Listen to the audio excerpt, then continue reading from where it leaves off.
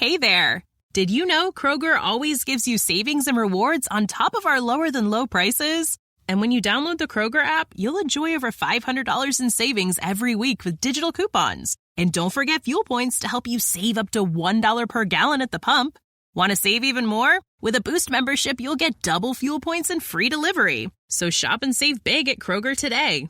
Kroger, fresh for everyone. Savings may vary by state. Restrictions apply. See site for details. The Two-Footed Podcast is brought to you by EPLindex.com and our presenting sponsor, Liberty Shield. Liberty Shield is a VPN provider. A virtual privacy network allows you to go online, change your location, access things you're geo-blocked from, while keeping your data safe.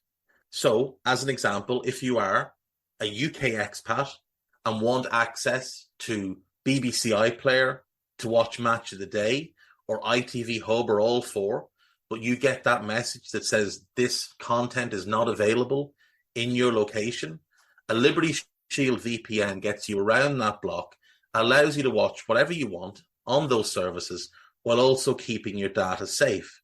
And it goes further than that. It allows you to open up Netflix's entire library by just changing your IP address.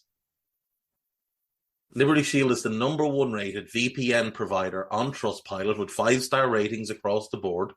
So go to libertyshield.com right now, use the code EPL25 and get either the hardware package or the software package. The hardware package is a router that you plug into your existing router, and any item you want to change the IP address on, be it your phone or your television, you connect that to the new Liberty Shield router. All other items can remain connected to your existing router. There's also a software package which is instantly downloadable to your device and you can get using straight away. Again, libertyshield.com, EPL25 for 25% off at checkout. We're also brought to you by Home of Hopcroft, a giftware and homeware company located in Scotland but shipping worldwide. Check out homeofhopcroft.co.uk and do check out the EPL Index and Anfield Index shops, which you'll find on Etsy. Use the codes EPL10 or RED10 for 10% off at checkout. And lastly, do remember to check out A Tad Predictable, hosted by Tadiwa. That podcast is on this feed before every Premier League match week. And then the EPL Roundtable, hosted by Kevin DeVries, on its own EPL Roundtable feed. So just search EPL Roundtable in your podcast device. And that's out after every match week. Now, on with the show.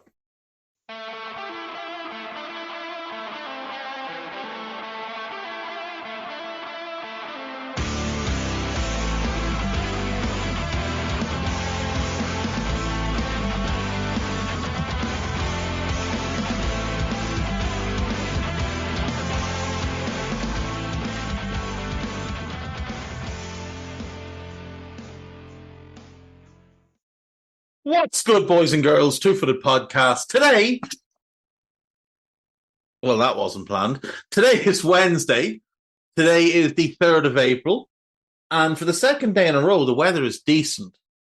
So I'm quite hopeful that we might be at the back of it. However, my father-in-law did tell me to expect the wettest April that I could remember. So that's not good. But you never know. Old people like to just be negative about things and always expect the worst. So we're going to expect the best here. We had 5 games in the Premier League last night. Some good, some not so good. But we'll start with Newcastle versus Everton. How Newcastle managed to not win this game, I have absolutely no idea. Alexander Isak put them 1-0 up on 15 minutes. Lovely ball by Harvey Barnes, put him in. He sat down Jared Brantwaite, beat James Tarkowski, and then slid the ball into the corner. Really nice goal. And Toon were pretty dominant, it must be said. They played some lovely football. They attacked in different areas. I was really impressed by Lewis Hall and some of his delivery early in the game, and thought that left side with him, Elliot Anderson and Harvey Barnes was working really, really well. They should have been probably 3 or 4 goals up before the Paul Dummett disaster show at the end. Isak had one cleared off the line brilliantly by Michaelenko. They had a goal disallowed, well-worked free kick. Hall slid in. Isak crossed it, and Dan Burn tapped home from short range. Really well worked, but unfortunately Isak hadn't timed his run properly. Pickford made one really good save in a 1v1, I think from Harvey Barnes. But then, look, we all know Newcastle have injury issues. Like last night, for example, they start Emil Kraft, who's their third choice right back. They start Lewis Hall, who's barely played all season. And Dan Burn has to play centre-back because Botman and Lascelles are done for the season. Dan Burn is probably going to be playing left centre-back for the remainder of the season. They bring on Paul Dummett, and I just don't understand what is going through his head here. He comes on 79, and on 85 minutes, there's a ball played into the box. Ashley Young is not a threat to get on the end of this ball because, number one, he's Ashley Young. And I'd be stunned if he scored more than 2-headed goals in his entire career. And number two, the ball is well over him. And Paul Dummett basically gets him in a headlock and drags him to the ground. Referee doesn't spot it. VAR does. Tony Harrington, the referee, goes to the screen, watches it. It's an easy decision. Penalty given. Up steps Calvert-Lewin. It's not a great penalty. Dubravka gets a full hand to it, but there's plenty of power behind it. And in it goes. And Everton escape with a point. An undeserved point, but you've got to give Everton credit. They did keep going until the end, but Newcastle should be fuming about that. They've made an absolute mess of that. That's 2 points dropped without question. Burnley won. Wolves won. Jakob Brun-Larsen with a lovely finish on 37 minutes to put Burnley 1 up. Just before half-time, Rayane Nouri finds himself free in the box. Good header. Third goal in 4 games for him. He should have put Wolves 2-1 up in the second half.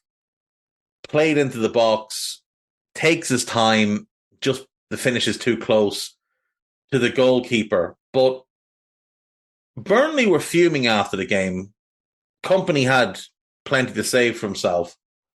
I didn't really see a whole lot that he could complain about. But he was fuming. I thought, now I haven't watched the full game. I watched the extended highlights, so about 20 minutes of it.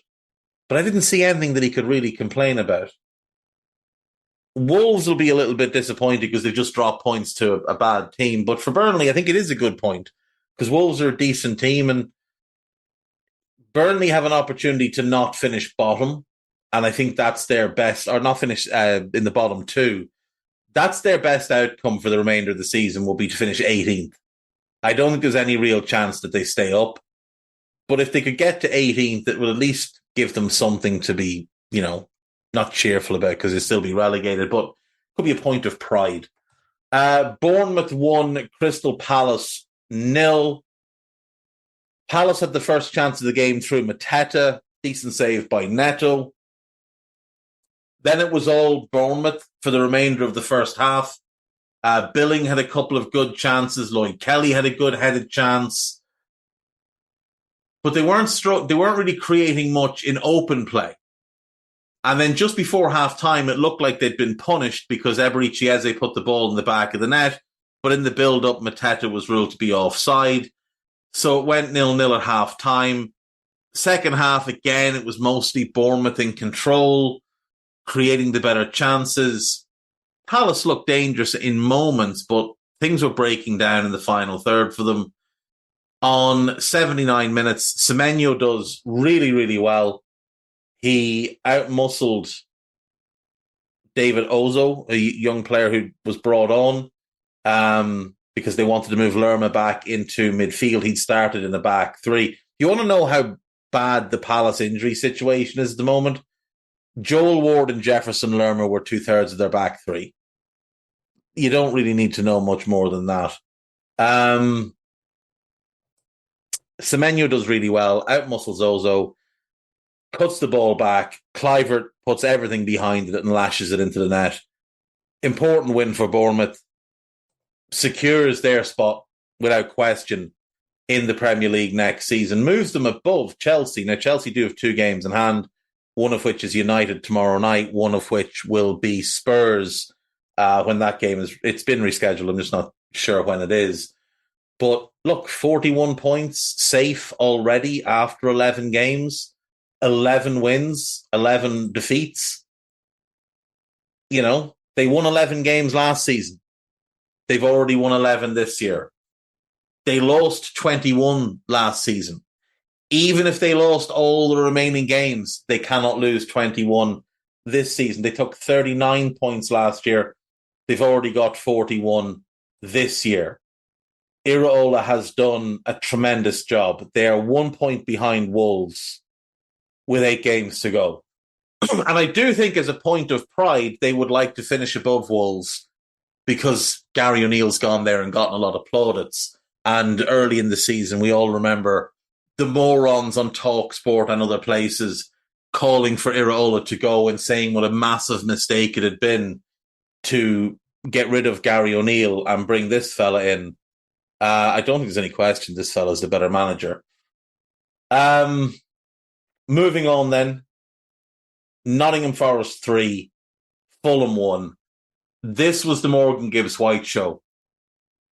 Gorgeous turn and pass from inside his own half. Sets Hudson-Odoi away on 9 minutes. He cuts back inside really nicely and finishes past Bernd Leno. He then should have made it 2 after more brilliant work by Gibbs-White, but Chris Wood made it 2 on 19 minutes, picked the ball up 25 yards out, turned. The Fulham defence, for reasons known only to themselves, dropped off and just let him shoot. And shoot he did. Bernd Leno was unsighted. In the ball goes 2-0.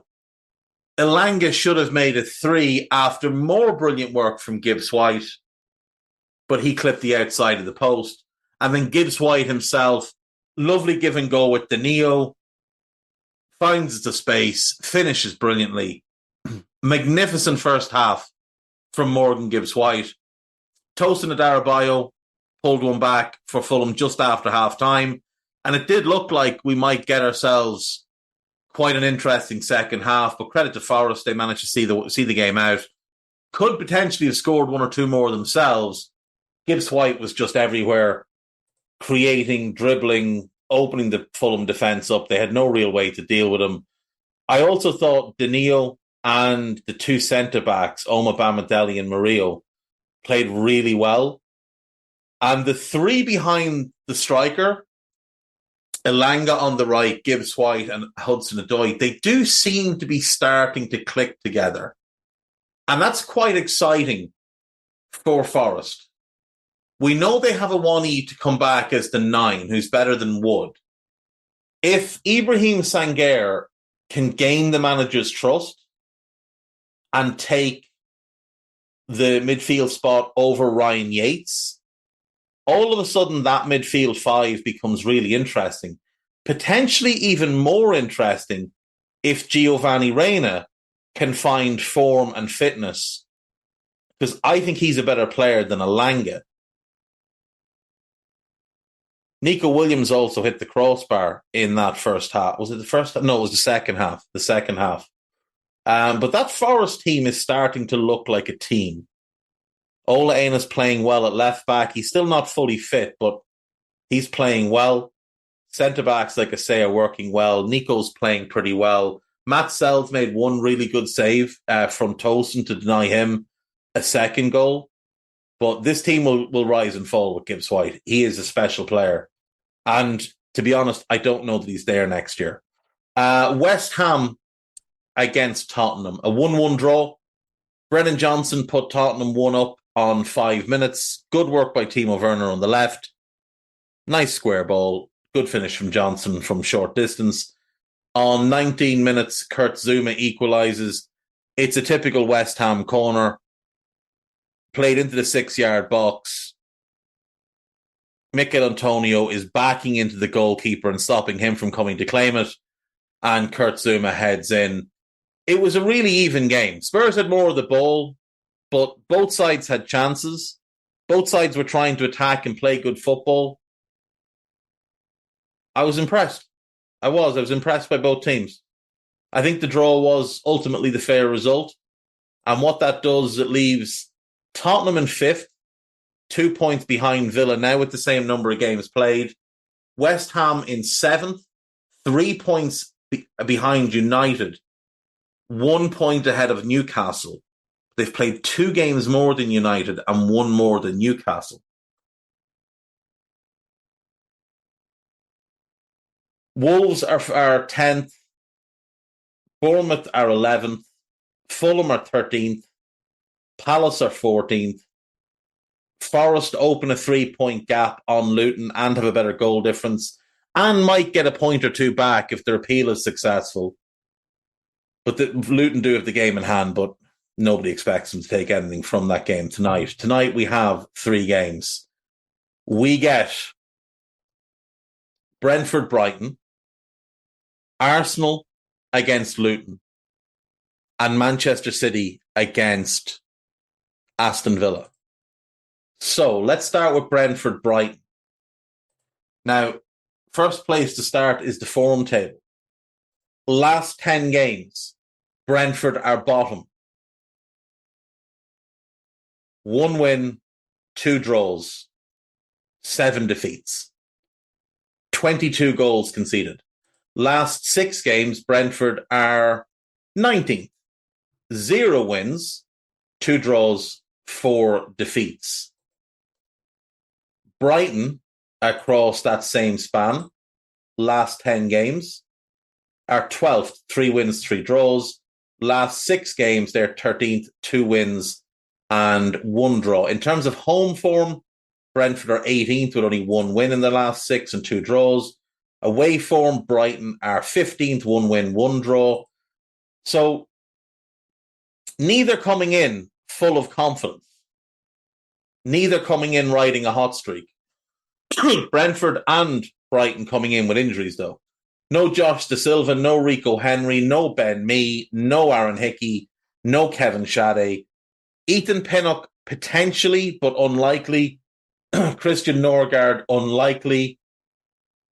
Not great. Brighton, no Solly March, no Jack Hinchelwood, no Kaoru Matoma, no Billy Gilmore, and no James Milner. I'm going to go the draw. It's at Brentford. I'll go 2-2. Arsenal versus Luton. Last 10 games, Arsenal are top, 8 wins, 1 draw, 1 defeat. Luton are 17th, 1 win and 3 draws. Last 6, Arsenal are top, 5 wins and 1 draw. Luton are bottom, no wins and 2 draws. Home form, last 6, Arsenal are second, 5 wins, 1 draw. 5 wins, 1 defeat. And away form, Luton are 17th, 3 draws. Injury-wise, Luton are decimated at the moment. No Tom Lockyer, no Amari Bell, no Marvelous Nakamba. He couldn't have played. He could play. It's Sambi Lakonga couldn't play, but he's injured anyway. No Adebayo, no Potts, no Anderson, no Ogbonne, which is a huge blow. Gabriel Osho's a major doubt. Alfie Doughty is a doubt. Heath Chong is a doubt. Reece Burke is a doubt. And Jacob Brown is ruled out. For Arsenal, Jurrien Timber is the only one who is out. He's expected back mid-May. He might get a few sub-appearances, but I don't expect he'll start a game this season for the remainder of the season. Arsenal to win 4-0. There's no point in really thinking anything else. Luton are not good. Arsenal are a good team. Arsenal are at home. Arsenal to win quite comfortably. Man City versus Villa. Now, this is the big game of the night. Obviously, This is third versus fourth. Used to saying City are third or first at this point of the season, but third versus fourth. Now, there's 5 points between them. If Villa could win the game somehow, they might get really excited about potentially finishing even higher than in fourth. But we head into this game in terms of form with last 10 games, City third, 7 wins, 3 draws. Villa sixth, 5 wins, 2 draws. Last 6 games, Villa are actually better. They're fourth with 4 wins and a draw. City are fifth with 3 wins and 3 draws. And here's just a little bit of a surprise. Over the last 6 games, aided massively, obviously, by their 2 wins in the last couple of days, Bournemouth are third in the form table over the last 6 games and up to 8th over the last 10 games. But anyway, City, home form, fourth, 4 wins and 2 draws. Villa, away form, fourth, 3 wins and 2 draws.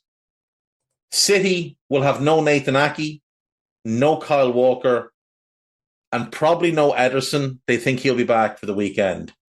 Villa, on the other hand, no Boubacar Kamara, no Emi Buendia, no Tyron Mings, no Matty Cash. That's obviously a blow. John McGinn is suspended. Jacob Ramsey not expected to be back for this one. But the big news is Ollie Watkins not expected to play tonight. So that's obviously a huge blow for Villa, a huge boost for City. And for that reason, well, City are a better team, but without Watkins, it's hard to see where Villa caused City real problems. I'm going to go 3-1 to Manchester City. I think it'll be fairly comfortable overall. Erling Haaland's been getting a lot of criticism after his performance this weekend. I wouldn't be surprised if he bags a couple tonight. So that's what we have. 3 games. Brentford-Brighton at 7:30. Arsenal-Luton also 7:30. And then Manchester City-Aston Villa at 8:15. So you can watch the first half of Arsenal or Brentford. And then if you want to watch the City game, you can catch the whole thing without missing out. Right, we'll go to break. When we come back, well, it's Wednesday, so that means it's Nostalgia Day. So I'll see you after this. Right, welcome back. So today, I'm going to talk about Real Madrid. And the reason for that is because I was looking at something the other day, and I was looking at players that have won 4 or more Champions Leagues. And it's an incredible list, but the amount of Real Madrid dominance is ludicrous. So you've got Paco Gento has 6. Juan Alonso, Rafael Lesmes, Marquitos, Hector Real, Alfredo Di Stefano, Jose Maria Zaraga. They all won 5 with Real back in the 50s into the 60s. Costa Curta and Maldini won 5 with AC Milan. Cristiano won 5 between United and Real. Toni Kroos won 5 between Bayern and Real. Obviously, both of them won 4 with Real. And then this more recent run, Bale, Benzema, Carvajal, Casemiro, Isco, Marcelo, Modric, and Nacho all winning 5. Now, in fairness, Bale played a very small role in a couple of them. Isco played no real role in a couple of them, but the rest, immense.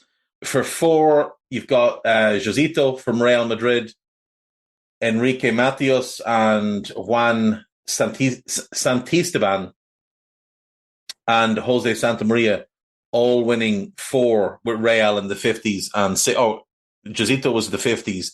The other 3 were 50s and 60s. Phil Neal won 4 with Liverpool. Clarence Seedorf won 4 with Ajax, Real, and AC Milan. Then you've got the Barcelona trio of Xavi, Messi, and Iniesta.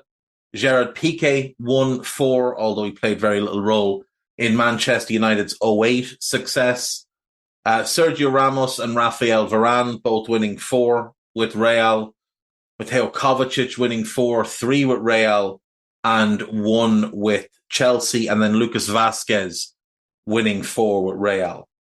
And then I was looking at, when Real won their Champions Leagues. And obviously everybody is aware that they've won in 14, 16, 17, 18, and 22. Everybody's aware, even if they didn't see the games, of the 50s dominance, 56, 57, 58, 59, and 1960.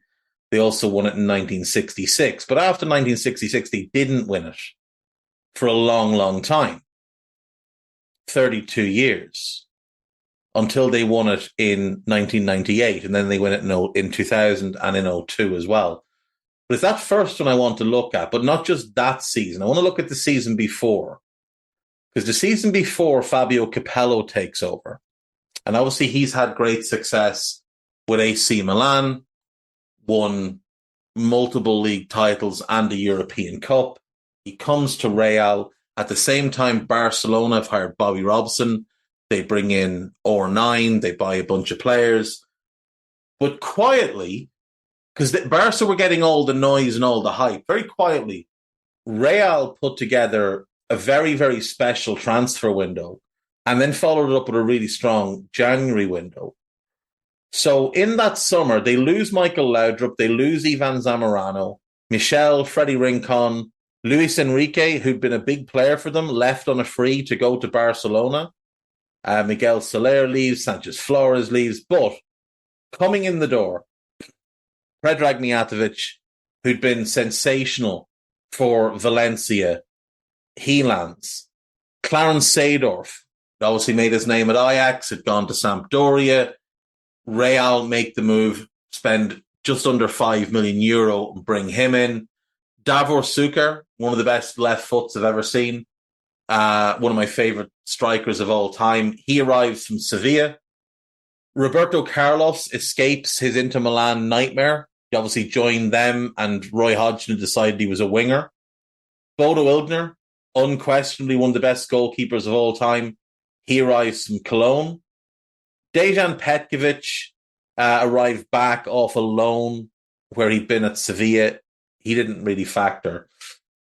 And Carlos Secretario arrived, and he was a very, very good right back who'd only really played, I think he'd only played in Portugal before he arrived. But he'd done very well with Porto. And he was seen as, the future right back for Real, because at this point, Chendo is past his best. He's ready to be replaced. So Secretario comes in to replace him. And he's the only one that didn't work out of the six kind of big signings made that summer. Mijatovic, Seedorf, Suker, Carlos, and Illgner were all great. Secretario didn't work out. And in the January, Capello went back to AC Milan and bought Christian Panucci and brought him in. He was a success there. The other signing they made in January wouldn't actually be a success for Real, but will go on and have a great career with Bayer Leverkusen and Bayern Munich, among others, in Zé Roberto, who, for me, one of the more outstanding utility players that we had in the late 90s, early 2000s. He was by nature a left back, could play left wing, but became an excellent central midfielder, could play in a 2, in a 3, could play as a 10. Just a really, really good all-round player, high technical level.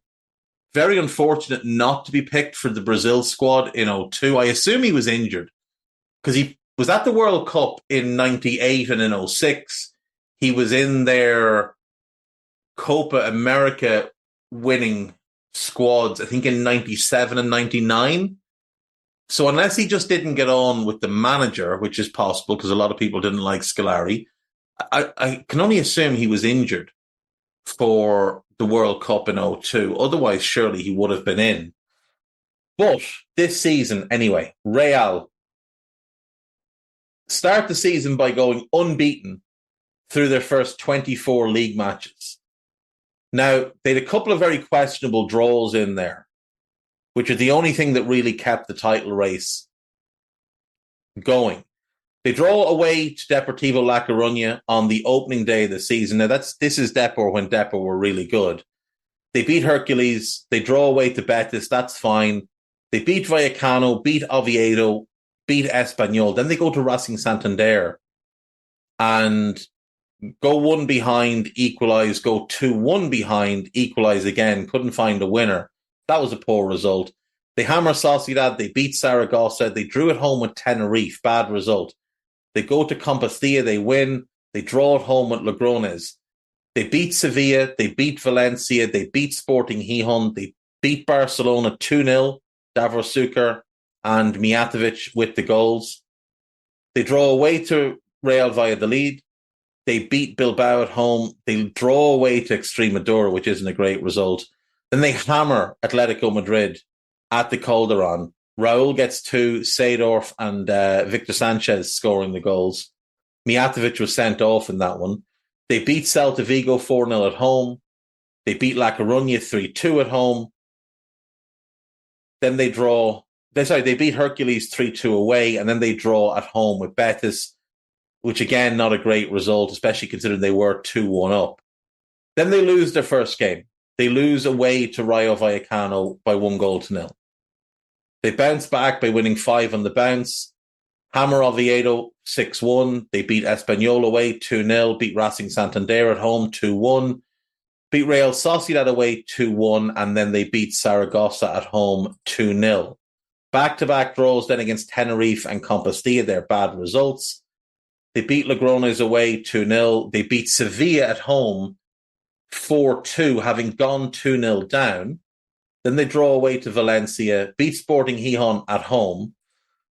Then they lose in the Camp Nou to Barcelona. Ronaldo gets the only goal in that game. They beat Valladolid at home. They lost away to Athletic Bilbao, hammered Extremadura 5-0, beat Atletico Madrid 3-1 at home. Title wrapped up. Half the team didn't play. They lose 4-0 away to Celta Vigo. I believe they had the title won before the Atleti game, because as far as I can remember, Roberto Carlos didn't play because he'd flown back to Brazil. But they got the job done anyway. In the Copa del Rey, they got to the round of 16 and lost to Barcelona 3-2 away. Ronaldo, Nadal, and Giovanni, who a lot of people forget about, was a very talented player, didn't work out there. And then they draw 1-1 at home. Roberto Carlos' own goal put them 4-2 down in aggregate. Davor Suker equalised, but they couldn't find a goal to send that to extra time. Barcelona would obviously go on and win the Copa that year. Real had no European football that year. They'd finished 6th the year before. Real Madrid finishing 6th. Some poor management, some poor decisions that were made by Jorge Valdano, by the people above him, a squad that was getting older. They'd won the title in 94-95, inspired by Zamorano up front and a brilliant midfield pairing of Michael Laudrup and Fernando Redondo, brilliant centre-back pairing of Manolo Sanchis and Fernando Hierro. But they were aging. Sanchis was 34 or something at the time. They were still heavily reliant on players like Chendo and that, who just had moved past their best. Butragueño was still a squad player. They weren't well replaced after winning that league title. Barcelona, I remember, under the watchfly of Johan Cruyff, had won 4 in a row. But Real managed to wrestle it back, but then finished 6th. And that was sort of the end of that team. Laudrup was at the end of his kind of magic as well. He was moved on. Capello comes in, big overhaul of the squad, and the turnaround was incredible. They scored 85 goals that year in 42 games. They only conceded 36, obviously very Capello-esque. Goal difference of plus 49 and a points total of 92, beating Barcelona to the title by 2 points. But as I say, they had it wrapped up earlier It was just that they lost some games along the way and allowed Barca to close the gap a little bit. Some just great players. Ilgner in goal. The right back situation was a mess first half of the season because Secretario didn't settle and didn't do well. So Chendo was still playing a lot. But once Panucci came in, that spot locked down. At centre back, you had Hierro, who was absolutely phenomenal. And at this point, right in his peak and playing the best football of his career. Rafael Alcorta, very underrated centre back, had a really good season for them that year as well. Manolo was the third centre back and would be rotated in and out, but again, performing well in that kind of role because he was able to rest. Roberto Carlos was sensational at left back. You had in that defensive group as well Garcia Calvo, Fernando Sanz, and Mikel Lassa, who was kind of the backup left back, but a solid group there. And once Panucci arrived, the defense became pretty much impossible to beat. In midfield, you had an incredible season from Fernando Redondo, just absolutely outrageous. Clarence Seedorf was fantastic. Victor Sanchez played quite well that year. Amavisca was good. You had Luis Milla, and you had a young Guti who didn't start a game in the league, but played an important role coming off the bench. Then you had Raul, who played behind the two strikers in a 4-3-1-2. And he was just phenomenal that year. 22 goals in 47 appearances. He predominantly played more as a striker. And because of his presence in the team, Alan Shearer turned down Real Madrid because he didn't think he'd get to play as a number 9, because he thought it would be Raul who'd be the prominent number 9. Most people did. Most people thought when they brought in Mijatovic and Suker that Raul would play up top with Suker and Mijatovic would play as a 10, and that's how the season started. But as it went along, they realised Raul as the 10 was the key, because the movement and hold-up of Mijatovic, who I'd compare to Bobby Firmino in a lot of ways in terms of that movement and creativity and passing ability and touch, the goal-scoring and finishing ability of Suker, who got 29 goals that year, and then the intelligence and the timing of runs of Raul. They were just a phenomenal trio. Petkovic played a small role, Alvaro played a small role, and Urizen, who I don't remember at all, made one sub-appearance. I genuinely don't think I've ever heard of him. So yeah, Real reclaimed the title and put themselves back into the Champions League. So, Fabio Capello's come over, won a league title, and one would expect that's enough to satisfy people. But no, Fabio Capello was sacked. In his place comes Jupp Heynckes, who at this point is managerial royalty. He'd won multiple league titles with Bayern. He'd won the UEFA Cup as an assistant with Borussia Mönchengladbach. He'd been around the block. He'd managed Bilbao. He'd managed Eintracht Frankfurt. He'd done a good job at Tenerife. So he gets the Real Madrid job. And in the summer of 97, Real bring in a young Fernando Morientes from Real Sociedad. They bring in Aitor Karanka from Athletic Bilbao. Jaime, Dani Garcia, and Pedro Contreras all appear back off loans. Rafael Alcorta leaves because Karanka is coming in. It's basically a swap deal. Luis Milla leaves. Petkovic is sold and Lassa is sold. In the January, a deal that had long been hyped or talked about finally comes to fruition. So for the majority of Capello's time at Real, he had Seedorf, he had Redondo, he wanted one more in midfield. And the player he wanted was Christian Karambou. And when they had signed Clarence Seedorf from Sampdoria, they'd also tried to sign Karambou, and Sampdoria said, you can't have both, pick one or the other. So they picked Seedorf. Well, they finally got Christian Karambou in January of 97, 18 months after they'd first tried to buy him. He was a tremendous player. But at this point, he was starting to get some injuries that were slowing him down because he was a very high-intensity, high-energy player. Similar enough to Mikel Essien in a lot of ways. But came into Real and was very good for them. They also signed Savio, a really exciting left winger from Flamengo. So in the league, they end up finishing in 4th place, which, as you can imagine, unacceptable for Real Madrid.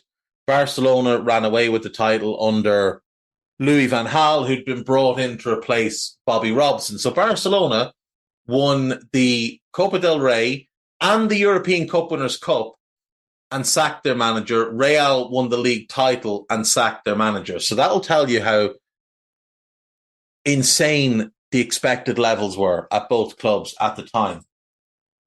Real finish 4th, 17 wins, 12 draws, 9 losses, scoring only 63 goals, conceding 45, going backwards all over the place.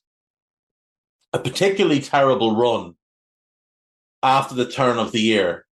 They lose 5 games in a 10-game stretch, but they only win 4 games in a 14-game stretch. Sorry, a 15-game stretch. And you can knock it out to 6 defeats in those 15 games. They just lost their way. But they had shifted their entire focus to the Champions League. They also went out of the Copa del Rey early on. So domestically, you could understand they weren't very impressed with what Jupp Heynckes was doing. But in the Champions League, they were a different beast. They beat Rosenborg 4-1 at home, beat Porto 2-0 away, beat Olympiacos 5-1 at home, then drew with Olympiacos away, lost away to Rosenborg, but nobody wanted to go play on the ice, and then hammered Porto 4-0 at home. They topped the group with 13 points, 4 wins, a draw, and a defeat, 15 goals scored, 4 conceded. And that set them through to the quarter-final stage, where they faced Bayer Leverkusen. Now, this was Leverkusen before they really became Leverkusen. They drew 1-1 away. Karambou got the goal to equalise after Beinlich had put Leverkusen 1 up. And then they beat them comfortably at home. Karambou, Morientes in a late Hierro penalty. 3-0, 4-1 on aggregate through to the semi-finals. In the semi-finals, they drew Borussia Dortmund. This was a great Borussia Dortmund team that had won the European Cup the year before. At home, they beat them 2-0. Morientes, and again, that man Karambou, so 3 games in a row with the goal. 2-0 up, went to Dortmund for the return leg, got a 0-0, happy days through to the final, where they took on Juventus. Now, this was a really good Juventus team as well, managed by the brilliant Marcello Lippi, Peruzzi in goal, Torricelli, Giuliano, and Montero as a back 3. You had Delivio, Davids, Deschamps, and Pessotto strung across as a 4. And you had Zidane behind Inzaghi and Del Piero. On the bench, you had Rumpula, you had Dimas, you had Birondelli, Conte, Tacchinardi, Amoruso, and Fonseca. But the Real team that went into that game, Bodo Illgner in goal, world class. Panucci, Manolo, Hierro, and Carlos. Phenomenal defense. Karanka was injured. Redondo, Karambou, and Seedorf in midfield, with Raul playing in front of them, and Morientes and Mijatovic up front. Canizares, Sanz, Amavisca, Jaime, Victor Sanchez, Savio, and Davor Suker on the bench. Now, Davor Suker obviously had an immense year the season before. He hadn't quite gotten along very well with Jupp Heynckes. He'd also had some injury issues, but he dropped from 29 goals to only 15. Raul dropped from 22 to 12. Morientes added 16, though, which was a big help. And Mijatovic dropped from 15 to 11, but also had some injury issues. But again, defensively, they were fantastic. The midfield was incredibly good.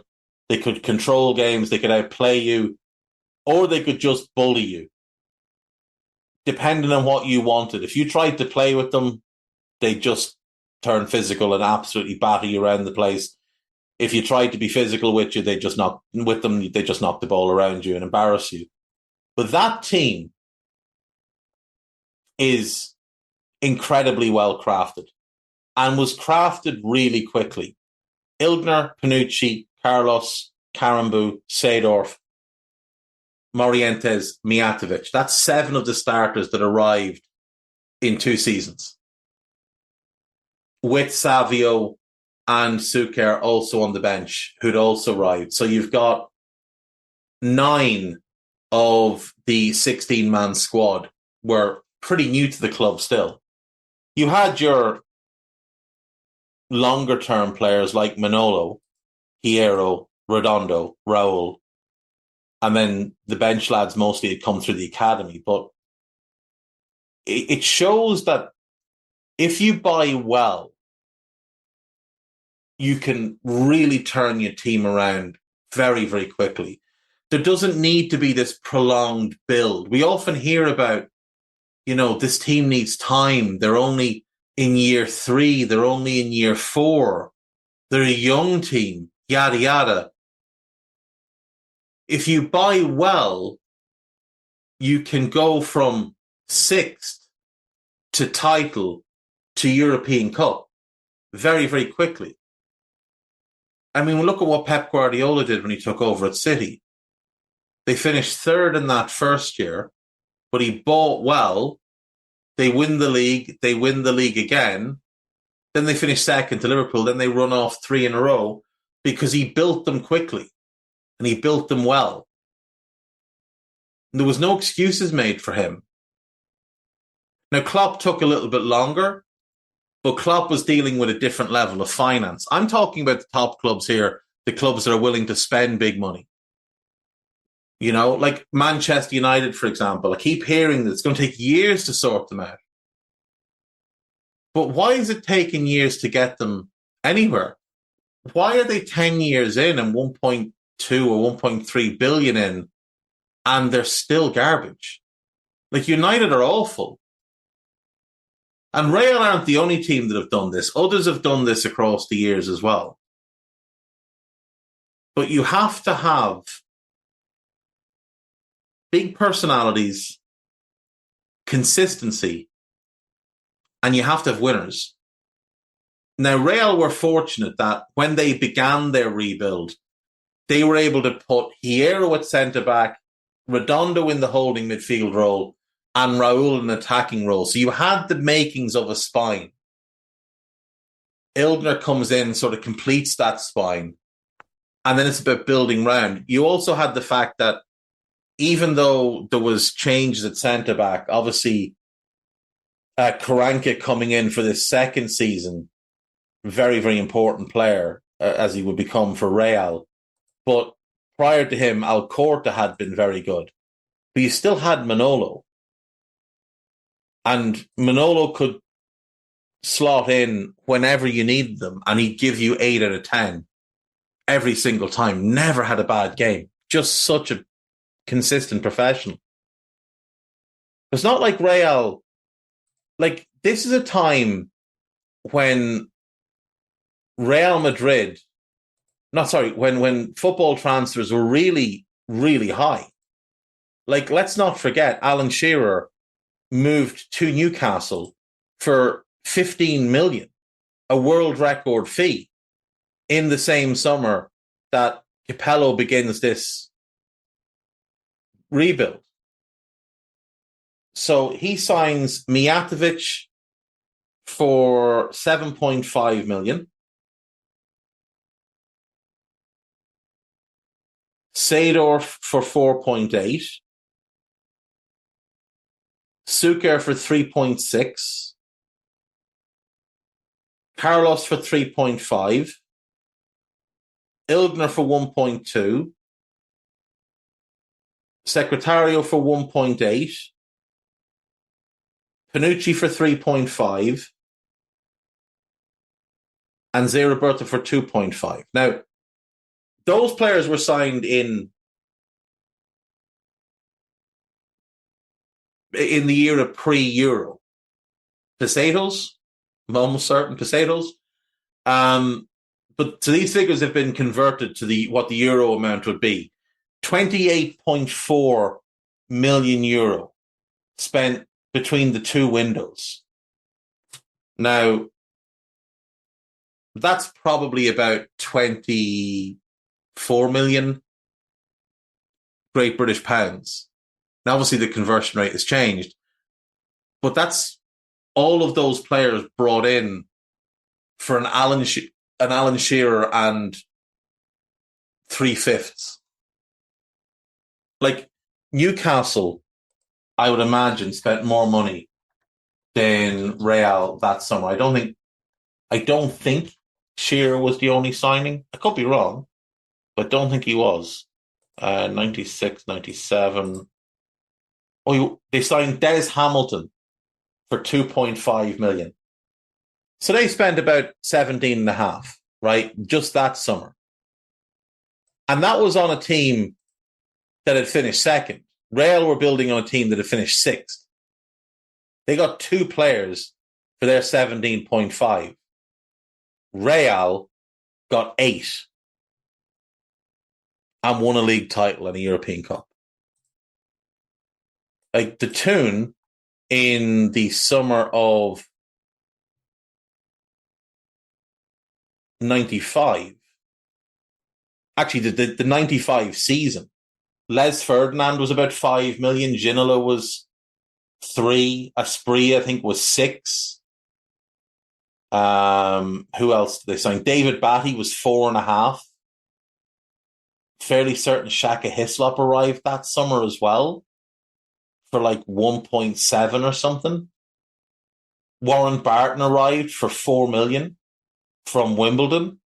Like Newcastle spent more in the 95 season than Real did to build the team that won the league. And then again, Real added Morientes and Carambou.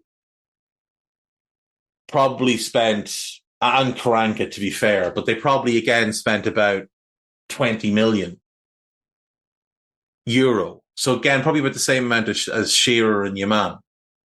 So they probably spent a little bit less than the tune a year later, 96, 97, 97, 98, rather than 95, 96, 96, 97. But still, like that shows if you don't need to go and make the big splash. That's been United's problem for years. If you're smart, if you spread your money around a little bit, and if you target players that are ready to perform now, which is what Real did. Ilgner was the better part of 30.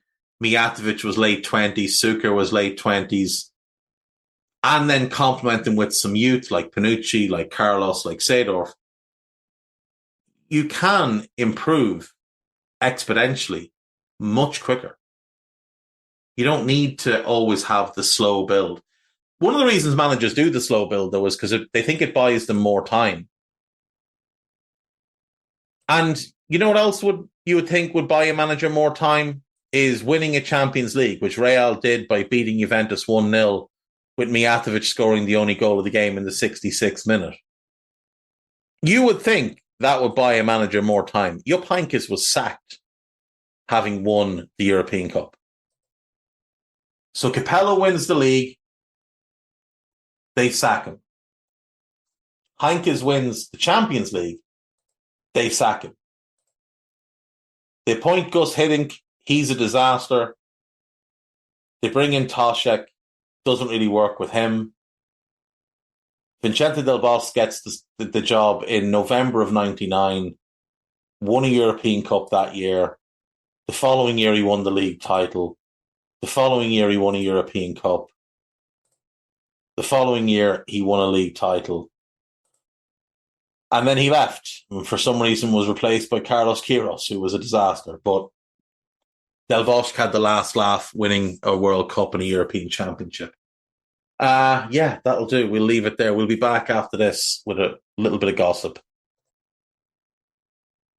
Right, let's get the gossip. We'll do the news first, actually, because Luis Rubiales has been arrested in a corruption investigation. The walls have very much come tumbling down for Rubiales, who everything was going swimmingly for, up until he decided to throw the lips on Jenny Hermoso without her permission.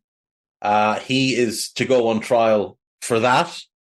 And now he is facing a potential prison term for receiving illegal commissions while negotiating a lucrative deal to stage the Spanish Super Cup in Saudi Arabia.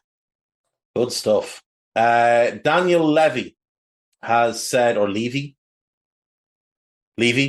has said that Tottenham are in talks with prospective investors. I'd imagine Tottenham is quite an attractive proposal right now with that new stadium and with the fact that under Ange, they're one of the more entertaining teams to watch. They've got some great young players.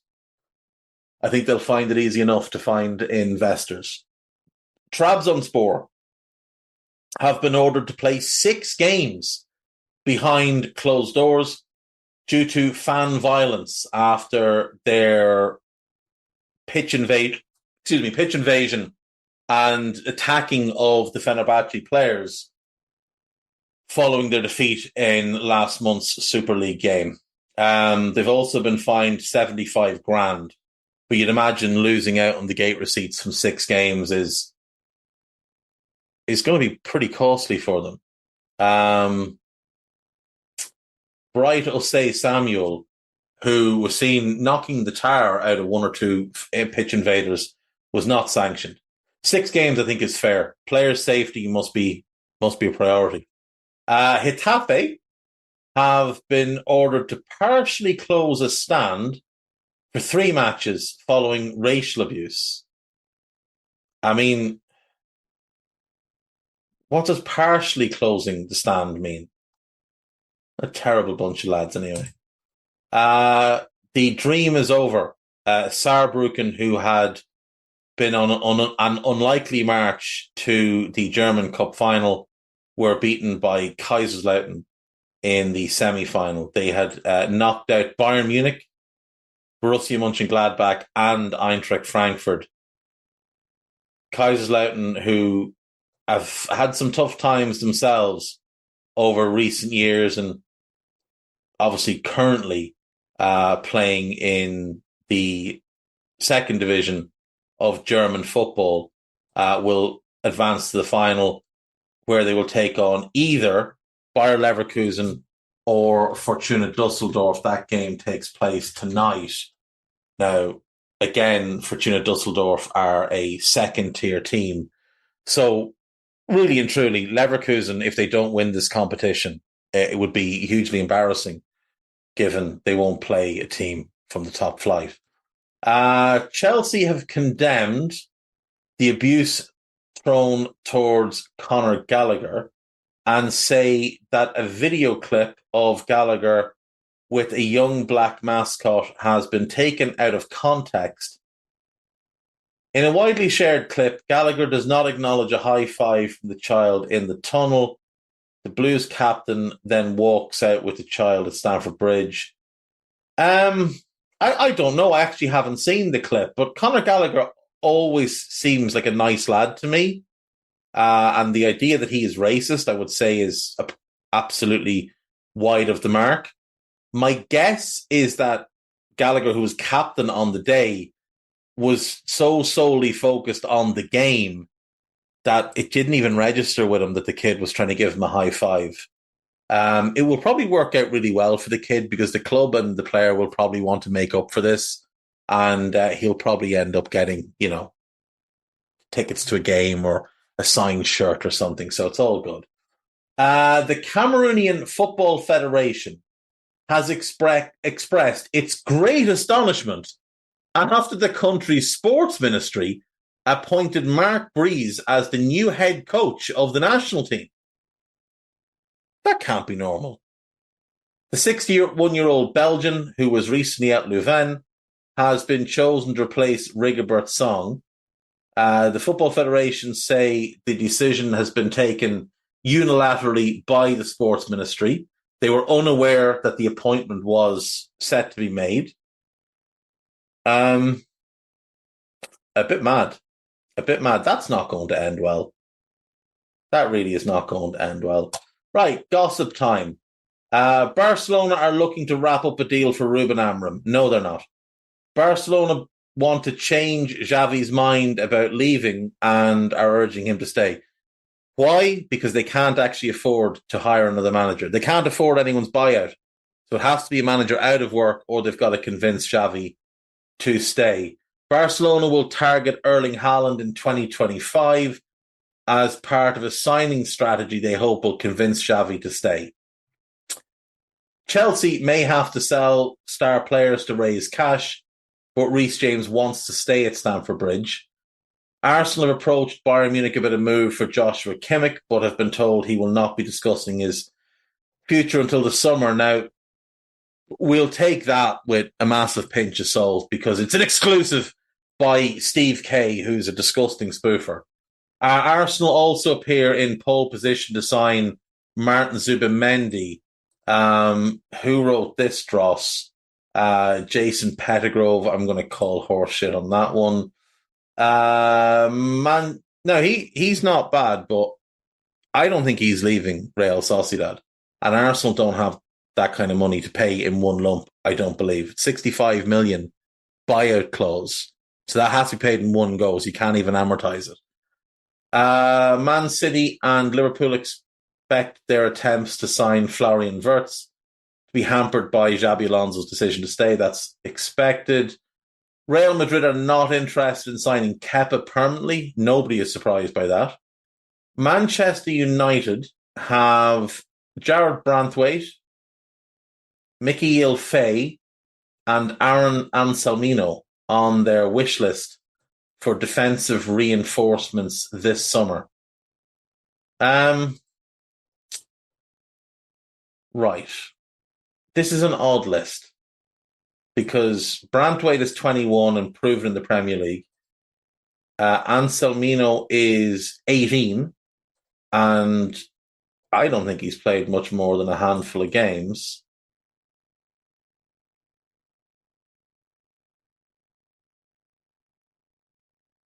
Yeah, he's played about 9 games. So, seems unlikely. He's also right-footed, while Branthwaite is left-footed. So, surely not one or the other. Faye has never played for Barcelona's senior team, but he is left-footed. So, yeah, odd one. Jadon Sancho, who's currently on loan at Borussia Dortmund, may get another chance at Manchester United if they appoint Jason Wilcox. Wilcox worked with Sancho at Manchester City. It doesn't matter about Wilcox. It only matters about Ten Hag. Manchester United have concrete interest in appointing Kieran McKenna of Ipswich as the new boss. I really like him. It's far too early for that type of move. Real Madrid would like to sign Lenny Yoro, and Lenny Yoro has apparently told Lille he wants a new challenge. He's 18. He's 18 and he wants a new challenge, but yeah, he wants Real Madrid. So yeah, expect him to land there. He's exceptionally good. Real, Bayern, Liverpool, Arsenal, Chelsea, Man United, Man City, and every other club under the sun looking at Archie Gray. Tottenham may be forced to sell Emerson Royale. Don't think that's a real big issue. Barcelona have identified Fiorentina and Italy defender Michael Chiodi as an alternative to João Cancelo. I mean, he's 19. Joe Cancelo was 28 or 29. You know what you're getting with Joe Cancelo. Bringing in a 19-year-old kid doesn't give you that, but he's really good. Marcus Alonso is in advanced talks with Atletico Madrid. Jesus, Atleti don't back Simeone at all. Do they give him dross after dross? Birmingham are in pole position ahead of a number of championship sides to sign Queen's Park's Daryl Carrick, having watched the Scottish centre-back on numerous occasions. I don't know anything about him. Right, that is it. That is our gossip for the day. There are currently, or there have been, a bunch of press conferences going on. So let's see if there's anything there that we can just recap quickly. Jurgen Klopp says he doesn't really care about being labelled favourites to win the Premier League. Yeah, I mean, one game at a time and ignore all the rest.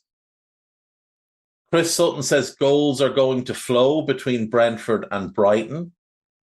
Martin Odegaard has been involved in 12 goals in his last 12 Premier League appearances against promoted sides. He's a flat track bully is what we're reading there. Arsenal have won all 5 of their league games against promoted sides. And that's where they've boosted their goal tally. Like, they've got 23 goals in those 5 games. So, flat track bullies again. Gunners will control it from the start.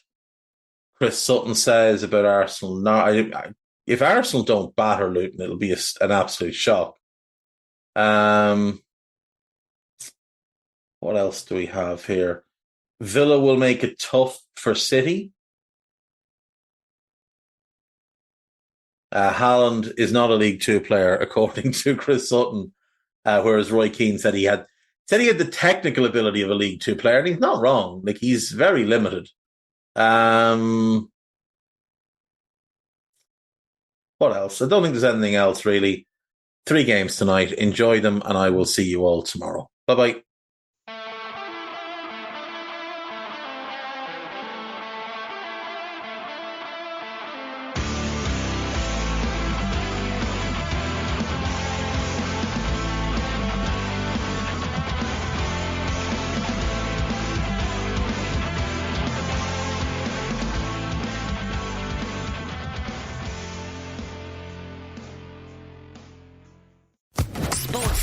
Podcast Network.